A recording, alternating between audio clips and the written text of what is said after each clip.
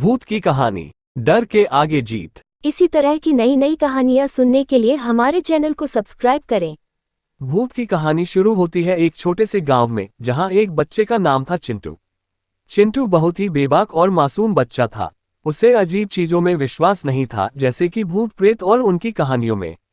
एक दिन गांव में एक पुराने मकान की खबर फैल गई कि वहां पुराने समय से एक भूत रहता है। लोग कहते थे कि उस घर में अजीब चीखती आवाज सुनाई देती है और रात्रि में वहां अजीब सी आत्मा घूमती रहती है। चिंटू उस घर की कहानियों में विश्वास नहीं करता था। उसने सोचा, ये सब तो बस किसी की बेवजह कहानियां हैं। लेकिन एक दिन चिंटू को उस घर के पास जाते समय अचानक कुछ अजीब महसूस हुआ। वहां जाते ही उसे अजीबोगरीब आवाज सुनाई दी। वह थोड़ी डर गया, लेकिन फिर सोचा कि शायद ये भी किसी गलतफहमी का परिणाम है। चिंटू ने सोचा, मुझे एक बार अंदर जाकर देखना चाहिए, आखिर हर कोई इतना डरता क्यों है और क्या सच में भूत होते हैं। चिंटू ने उस घर का दरवाजा खोला और उसने देखा कि वहां कोई नहीं था। वह घर के भीतर गया और उसे कुछ अजीब महसूस होने लगा। थोड़ी देर बाद उसने एक छोटे से बच्चे को देखा जो बहुत ही डरा हुआ था।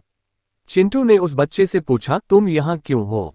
क्या हुआ? बच्चा डर के बोला, मुझे भूत डराता है।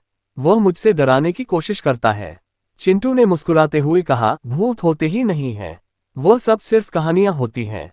बच्चे ने बताया कि वह वही रहता है, उसका इस दुनिया में कोई नहीं है और न ही उसके पास कोई घर है, इसलिए वह इस पुराने घर में रहता है जहां कोई नहीं आता और मैं ही भूत की आवाज से लोगों को डरता हूं ताकि कोई मुझे इस घर से ना निकल दे।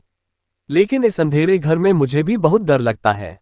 मुझे लग रहा है भूत मुझे डराता है। फिर चिंटू ने उस बच्चे को साथ लेकर घर लौटते हुए कहानी सुनाई कि कैसे भूत की कहानी सिर्फ मनोरंजन के लिए होती है और वो असली जीवन में नहीं होते। वो उस बच्चे को समझाते हुए बोला, डरो मत। जो भी हो वह तुम्हारे नजदीक होने के बावजूद तुम्हें कुछ नहीं कर सकता।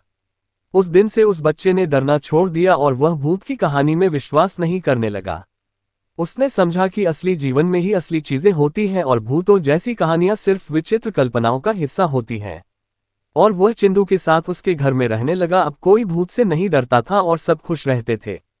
इस भूत की कहानी से हमें ये सीखने को मिलता है कि हमें अपने अंदर के डर को हराना चाहिए और वास्तविकता को स्वीकार करना चाहिए। भूतों की कहानियों में नहीं, असली जीवन में असली महत्व होता है।